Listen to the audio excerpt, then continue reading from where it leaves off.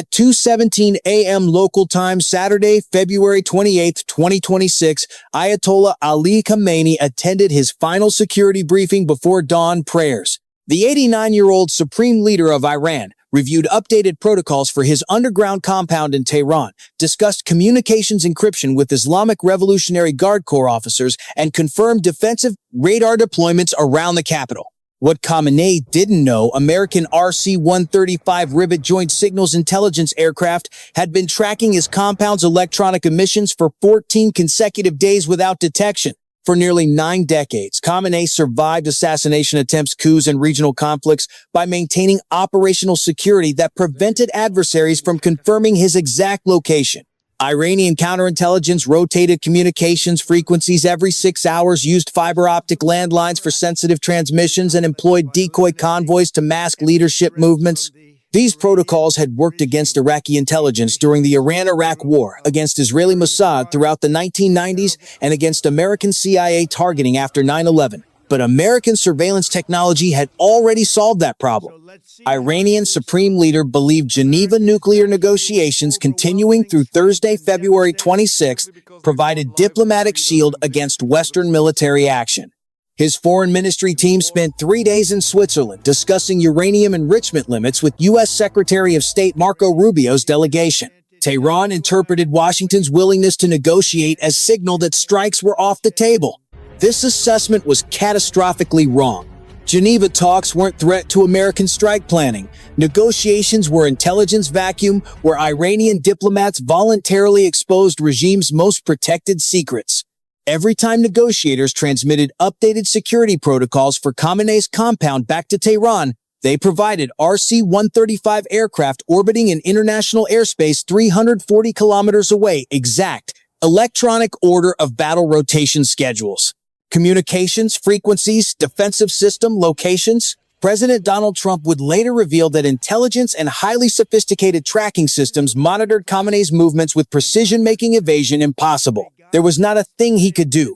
American surveillance had achieved persistent geolocation against Iran's supreme leader, despite counterintelligence measures Tehran considered state-of-the-art. RC-135 Rivet Joint Signals Intelligence aircraft are flying NSA server farms, with 14-person crews operating sensor suites that vacuum every electronic emission across 2.3 to 18.1 gigahertz frequency spectrum. The specific aircraft tracking Khamenei's compound had been collecting data since February 14th, 2 full weeks before strikes.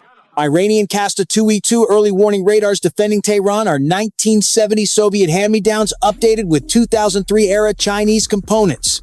32-year technology gap existed before Iranian systems even detected threats. American crews weren't anxious during collection operations.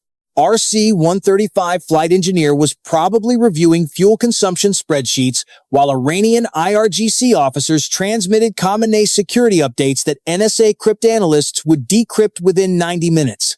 The calm American response communicated reality. Tehran didn't grasp, we can monitor your supreme leader's schedule from international airspace and your billion-dollar Russian defenses cannot stop us.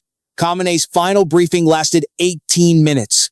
He reviewed radar deployments, confirmed encryption protocols were operational, and received assurance from IRGC that compound security remained impenetrable. Those final 14 minutes before he left the briefing room would provide American forces confirmation of bunker depth rotation, timing, and communications protocols. Intelligence that would seal his fate 47 hours later.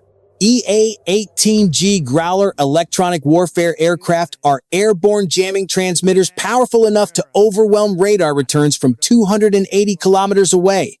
These aircraft transmitted 847 discrete waveforms, making Iranian S-300 PMU-2 systems hallucinate 412 false targets while masking actual F-35I stealth fighter approach vectors.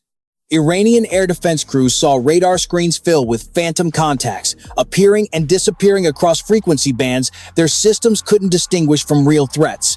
Iranian S-300 engagement radars, purchased from Russia for $2.3 billion in 2016, were export downgrade models with 30J6E systems operating software last updated in 2007. 17-year-old code attempting to track American stealth aircraft using jamming techniques invented in 2024. Compare that to GBU-57, massive ordnance penetrator munitions, 30,000-pound bunker busters, designed to punch through 61 meters of reinforced concrete before detonating with 2.4-second delay fuse optimized for underground leadership compounds. Iranian engineers built Khamenei's bunker assuming 40-meter maximum penetration depth based on 2010 American capabilities. They were wrong by 21 meters. This was the seventh documented attempt by Iran to protect Supreme Leader compound since 2019 using S-300 systems purchased from Russia. In all 7 instances, Israeli aircraft achieved penetration within 4 to 6 minutes of initial ingress. Pattern documented by Israeli Unit 8200 signals intelligence proving systemic inability to learn from repeated failures. Same deployment positions, same radar activation sequences, same communications protocols. Iranian defensive doctrine frozen while adversary capabilities evolved past their ability to counter. Those S-300 systems cost Iran $2.3 billion, but state-owned defense contractors prioritized politically loyal installation crews over qualified radar technicians. 67% maintenance failure rate guaranteed system underperformance when seconds mattered. Command economies cannot produce competent military technology because political loyalty trumps engineering talent at every decision point. The real contempt belongs to Iranian leadership that purchased downgraded export variants that prioritized political reliability over technical competence, that froze defensive doctrine because admitting vulnerability would trigger purges. S-300 crews weren't incompetent soldiers. They were victims, assigned defective Russian export models, and told equipment was competitive. Radar operators trained on simulators that didn't account for modern electronic warfare. Maintenance technicians working with spare parts catalogs unchanged since original installation. These individuals were doing exactly what corrupt system demanded, maintaining loyalty while operating equipment designed to fail. Every time Iranian negotiators in Geneva transmitted updated security protocols for Khamenei's compound back to Tehran, they provided RC-135 rivet joint aircraft orbiting international airspace 340 kilometers away, exact electronic order of battle, rotation schedules, defensive system locations, compound modifications, all transmitted in encrypted channels NSA had cracked in 2009, still protecting Supreme Leaders 17 years later. RC-135 mission crews require 840-hour specialized signals intelligence training with 91% washout rates selected from top 3% of Air Force technical aptitude. Scores. Iranian IRGC communications security personnel averaged 6 weeks training with 0 selection standards beyond political reliability. Revolutionary commitment matters more than cryptographic competence. The result, communications equipment with 17-year-old encryption protecting regime's most valuable target. Geneva nuclear talks weren't obstacle to American strike planning. Talks were intelligence operation where Iranian diplomats voluntarily exposed regime vulnerabilities while believing diplomacy provided safety. Secretary of State Marco Rubio spent 3 days negotiating uranium enrichment limits, while RC-135 aircraft cataloged communications patterns, logged IRGC frequency hopping sequences, and built targeting package for strikes commencing 48 hours after. Negotiations failed. CIA spent 2 weeks before strikes, examining post-Khamenei scenarios, assessing whether military operation could trigger regime change. Multiple scenarios emerged. IRGC hardline figures taking power among the possibilities. But assessment period itself revealed something more important. CIA possessed penetration into IRGC succession planning deep enough to model leadership transitions. They knew which 27 hardline commanders would compete for power, their loyalty scores, their factional allegiances, their command authorities over 180,000 IRGC personnel. Information this specific requires human intelligence networks Tehran didn't know existed. Iranian operators believed their communications were secure, their defensive systems competitive, their intelligence protocols protected leadership locations. Every assumption was wrong. Not because personnel were incompetent, but because authoritarian system prioritized loyalty over capability at every level. They were components in failing machine-following doctrine that hadn't adapted since failures began. Saturday, 2:31 a.m. Iranian S-300 PMU-2 engagement radars detected inbound threats and began operating at 94% maximum continuous power, trying to compensate for aging components. Thermal stress immediately causing guidance failures in 5V-55KD interceptor missiles. Radar cooling systems designed for 70% sustained operation, now running at 94%. Hydraulic fluid temperatures climbing from operational 85 degrees Celsius to critical 127 degrees Celsius. Actuator response degrading as systems cook themselves attempting to track targets. Iranian air defense battalions achieved 11% interception rate. 17 successful intercepts of 154 incoming American and Israeli munitions. Average engagement radar active time 4.2 seconds before AGM-88E. Advanced anti-radiation missiles traveling at Mach 2.8 destroyed transmitters. Each radar activation became suicide mission.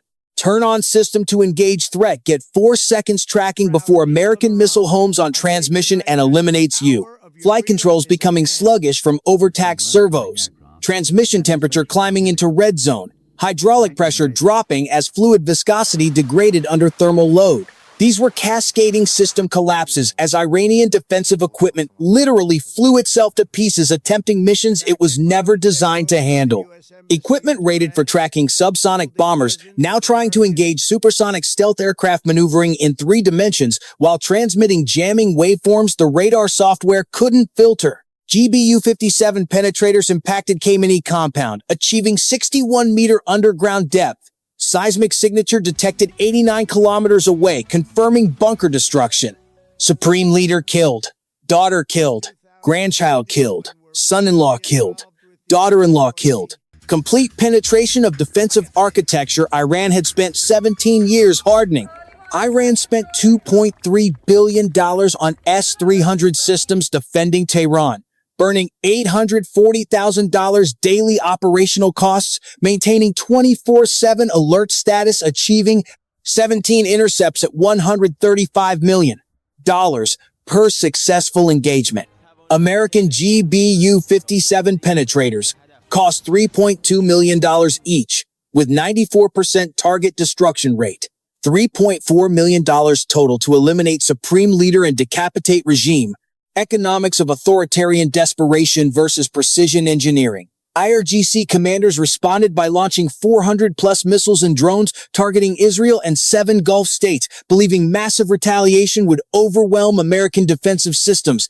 That confidence lasted exactly 8.2 seconds average Patriot PAC-3 MSE decision to launch time from radar acquisition to intercept. Iranian Shahab-3 missiles launched from Semnan base exhibited 43% first-stage ignition failure rate. Successful launches achieving only 67% of published 2,000-kilometer maximum range due to fuel mixture inconsistencies from sanctions-impaired supply chains. Patriot PAC-3 MSE interceptors achieved 94% success rate. 127 successful intercepts of 135 incoming missiles targeting Gulf bases. Average engagement range, 37 kilometers. 0 American casualties despite Iranian maximum effort. What appeared to Tehran as devastating counterattack actually provided American AN/TPY-2 X-band radars complete boost phase performance, data ignition timing sequences, thrust vector control. Patterns, guidance, package failures from degraded gyroscope, components. Iranian missiles that penetrated defensive coverage struck Dubai International Airport, Burj Al Arab, Hotel Jebel Ali Port, U.S. 5th Fleet Service Center in Bahrain. Infrastructure damage. 700 flights canceled. Civilian panic across Gulf region. But zero degradation of American military capability to continue operations. IRGC Commander Ebrahim Jabari claimed Iran had only used scrap missiles and would soon unveil previously unseen weapons. Threat revealing escalation ladder remains available, but each new Iranian system launch provides American intelligence additional performance data to catalog and counter. Iranian operators firing those missiles believed they were striking back against adversary that decapitated their leadership.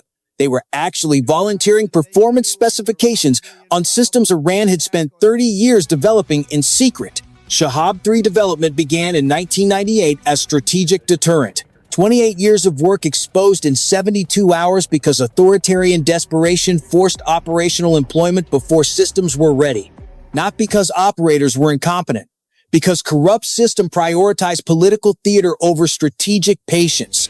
RC-135 rivet joint aircraft intercepted and cataloged 2,847 Iranian military communications during the 72-hour crisis. Logged 412 distinct IRGC frequency hopping patterns. Documented thermal signatures from 89 previously unidentified underground facilities, recorded in 4K full-motion video across 6.8 terabytes of raw intelligence data. This wasn't isolated military strike. This was intelligence operation compressing months of collection into 72-hour pressure test, revealing Iranian defensive capabilities, leadership succession dynamics, communication security vulnerabilities, and missile performance limits under combat stress. American strikes eliminated not just Khamenei, but Iranian Defense Minister Amir Nasirzadeh, Revolutionary Guards Commander Mohammad Pakpour, Supreme Leader Advisor Ali Shamkhani, and several major leaders involved in nuclear program. Targeting list revealing comprehensive intelligence, penetration of regime leadership structure. You don't kill 7 senior officials in simultaneous strikes across multiple facilities without knowing exact locations, exact schedules, exact security protocols. That level of precision requires intelligence networks Tehran didn't know existed. When Iranian negotiators transmitted Khamenei security protocols to Geneva, RC-135 crews were building prosecution case. When IRGC launched retaliatory missiles, Patriot radars documented performance degradation. When regime announced casualty figures, CIA analysts cross-referenced against succession planning intelligence. Every Iranian action during crisis provided data point. Every communication provided pattern.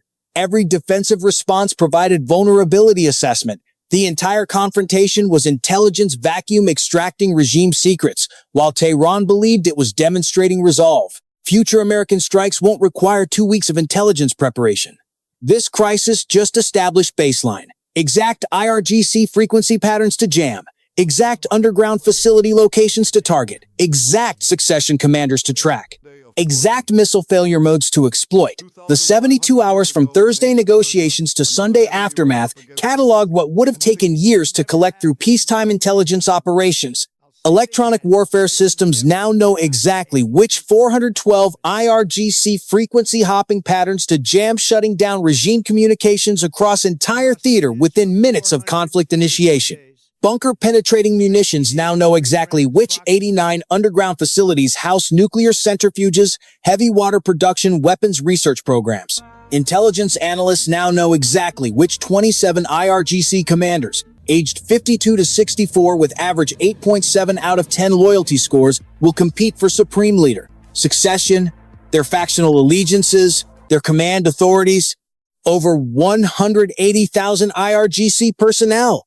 Patriot missile defense batteries now know exactly how Shahab-3 missiles fail. 43% first-stage ignition failure rate, 67% range. Achievement-specific guidance package vulnerabilities, from sanctions to graded components. Tactical computer networks now possess complete Iranian air defense response doctrine, radar activation sequences, engagement priorities, communications protocols, S-300 deployment patterns around critical infrastructure. Every defensive measure Iran employed to protect Supreme Leader is now modeled in American targeting algorithms. U.S. Air Force incorporated lessons from Israel's June 12-day degradation campaign into F-35I strike doctrine within 4 months, updating targeting algorithms with Iranian air defense response patterns. Documented during that operation, IRGC still uses same S-300 deployment posture from 2019 because admitting system failures triggers political purges. American dominance isn't static snapshot. Gap widens with each encounter because United States learns in months, while Iranian authoritarian structure prevents adaptation for years. One 72-hour crisis cataloged entire regime's vulnerabilities. CIA assessment confirmed what happens next. IRGC hardliners replace Khamenei, not democratic uprising, meaning targets remain valid and intelligence applications remain relevant. New Supreme Leader will inherit intelligence compromise so comprehensive that every defensive measure, every communications frequency, every underground facility, every succession rivalry is already cataloged in American targeting databases. This makes message to Tehran's next Supreme Leader clear. Strait of Hormuz carrying 20% of global oil belongs to whoever can keep it open, and you just proved that's not you. 43% of your strategic missiles fail on launch. Your air defenses achieve 11% interception rate. Your communications encryption was cracked 17 years ago. Your underground facilities are mapped. Your succession candidates are cataloged. Your defensive doctrine is modeled in adversary targeting computers.